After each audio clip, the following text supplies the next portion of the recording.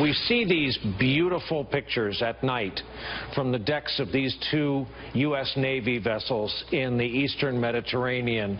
I am tempted to quote the great Leonard Cohen, "I'm guided by the beauty of our weapons." And they are beautiful pictures of fearsome armaments making what is for them a brief flight over to this airfield.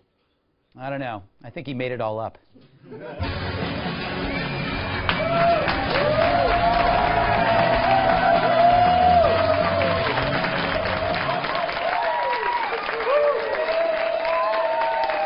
He told Bashar that he went too far. Tonight I ordered a targeted military strike on the airfield in Syria from where the chemical attack was launched. I call on all civilized nations to join us in seeking to end the slaughter and bloodshed in Syria.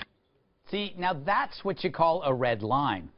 On Tuesday, the world was sickened by the deadly gas attack on the people of Syria, many of them children. President Trump was no exception. Assad choked out the lives of helpless men, women, and children. No child of God should ever suffer such horror. Now, back in 2012, President Obama warned the Syrian president that if he used chemicals, he'd be crossing a red line, and then we'd take action. Well, he did, and then we didn't. Enter Trump. On Thursday, while he was hosting the president of China at Mar-a-Lago, he sent a message with Tomahawk missiles, dozens of them, right on the airfield that launched the chemical attack. I do feel bad about China, though. As the prime minister finished dessert, Trump bombs a country. It's like finding out your date was texting someone else throughout dinner. But the action was swift, decisive, and get this, presidential. What changed last night? I think Donald Trump became president of the United States. Fareed, he's been president for a few months now. Who knew the media thinks missiles are the passkey to the executive bathroom? The media also focused on Trump's past tweets in which he said we should avoid Syrian intervention. So he changed his mind. Being president can do that to you. I'm okay with it. Some say President Trump should have gotten congressional approval first. Right, because Congress doesn't politicize anything. They'd politicize a clam bake. No, sometimes you need to take quick action and remind everyone who's boss.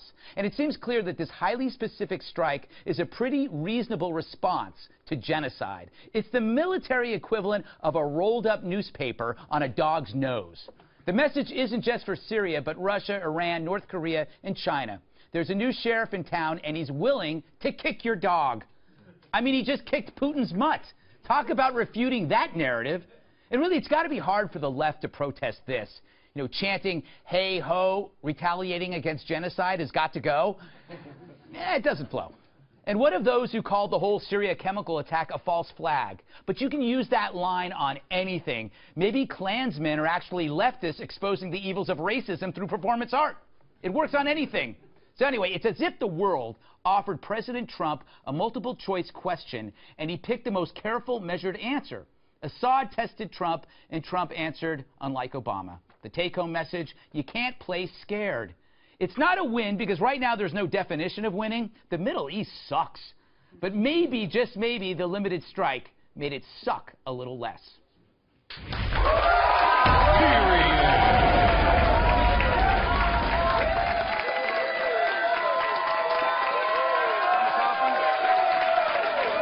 right. Let's welcome tonight's guest. She's smarter than your boss and hotter than your radiator. One of my co-hosts on The Five, Kimberly Guilfoyle.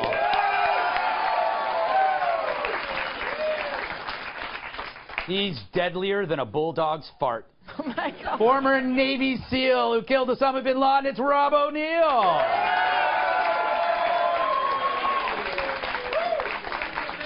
She still thinks The Exorcist was a family film. National Review reporter Kat Timpf. All right. He picks his teeth with Big Ben. It's TNA wrestler Tyrus. All right. right, I got to go to Rob first because you seem like an expert in such matters. Did Trump do the right thing, and why? No doubt about it. He did the right thing just because a message needs to be sent. It's the truth. He enforced a red line that President Obama put in place and didn't do anything about. Right. And it's a message that needs to be sent. It's not. I mean, it's not just to Bashar al-Assad or Kim Jong-un. It's to Iran. It's one of those things that, like, we need a deterrent, and sometimes in order to deter people, you need to smack them. And I'll be honest, at this point, if anyone needs to have their pants pulled down and smacked on the ass, is Vladimir Putin. Yes. Although I am a close second. Well, you like it too much. Yes, Kimberly. I've been a very bad boy. Always. You know, Kimberly, you know, Yeah. this is the kind of language that the world's worst people understand. It's not like Esperanto. There's no universal language of love. Sometimes diplomacy needs a big stick. Right. Well, absolutely. You know, strength through power, peace through power. But I think this was a long time coming, as we know, because there was a failure to act by President Obama. He drew a red line. And now what we have with President Trump is, I do believe it is America first, that he stepped in to say, hey, we're not going to allow a leadership, a vacuum anymore. We're in charge. He's a man that is not afraid to act unilaterally and go solo. On an issue like this, which I think is very important to send that message, yes, to China, to Russia, to Iran, to all of those forces that would, you know, vote us ill will. To NATO, too, because everyone's pretty much afraid of Russia. Russia doesn't have a lot of allies. They've got Turkey, they've got Iran, they sort of have Syria, whatever kind of a country that is left. But NATO's afraid of Russia, and President Trump's taking a quick pivot between, you know, the key lime pie and whatever, launching a couple missiles into Syria. It's like, no kidding. This you want it to happen, this can happen. This is the point. Kat, I'm sure you've been in this situation. You're at dinner. And you think things are going well, and then an hour later you realize the guy that you're with is bombing another country. Only once, but it was a rough night. I agree with Trump on this, but by that I mean 2016 candidate Trump, who said that getting involved in Syria would lead to increased debt and the possibility of a long-term conflict. This is a total reversal. Yes, it is. Next, he might, you know, create a zip line into the United States from Mexico instead of a wall. Could be next. Also, 2013 Trump, totally right when he talked about congressional approval. That's what the Constitution says, whether you like it or not. And as a strict constitutionalist, when something goes against the Constitution, I go against that. You know, I think it's a principled stance. I'm more of a casual constitutionalist. Yeah, that's fair. Yeah. It's like I'm totally for it until I'm not for it.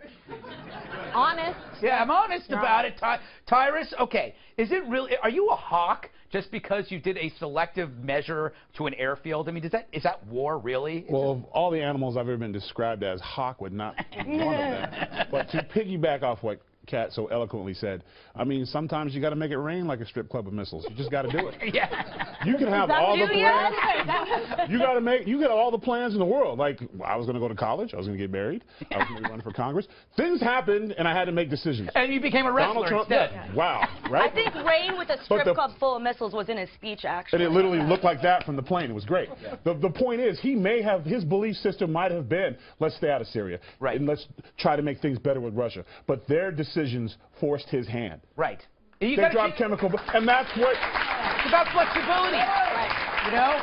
The Constitution doesn't allow for flexibility. Yes. Well, you know and he did what? a great thing by leaving Congress out of it. You know, the Constitution... The Constitution needs a yoga mat. It needs to stretch a little bit. Or a Pilates machine. A Pilates machine. Long and lean, but very toned. Oh, my God, I can't walk for days. No, I'm saying it's going to be difficult for people to argue against this because there's a rule that you don't use weapons of mass destruction.